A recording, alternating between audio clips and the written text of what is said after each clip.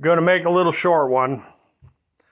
The official business that the state of New York does in North Carolina is pretty significant. I mean, thousands of expense reports for travel for state officials and employees to travel from New York to North Carolina to conduct business in North Carolina. Now, I've gone to the State Finance Commission.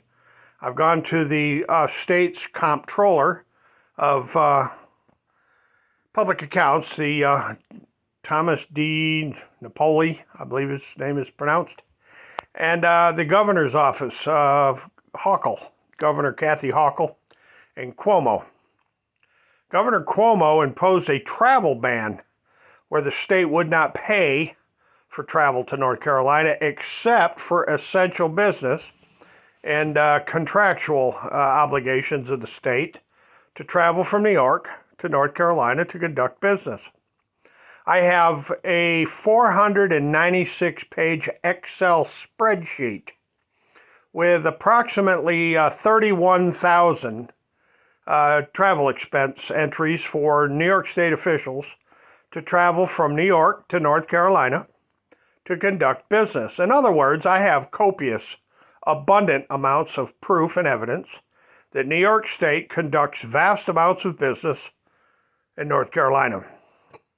Well, in order to block litigation that I filed in North Carolina courts, the North Carolina courts cited International Shoe versus Washington State and told me I could not have venue because New York doesn't do business in North Carolina, which is an absolute fraud. It's fraudulent.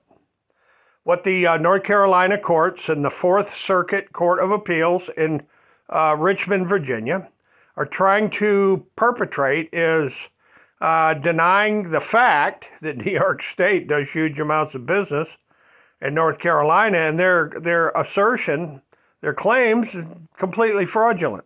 It's just a fraud. Now, if you look at International Shoe versus Washington State and establishing in-state contacts for official business, I've met every possible technicality that exists.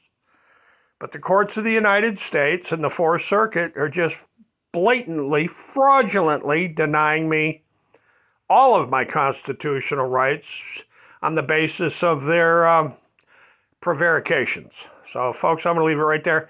And I just want you to know that these courts, they make up all kinds of little tricks, little fraudulent tricks to strip you, to court strip you of your rights. And that's what this video is all about. The links and the information you need are below. Have a wonderful day.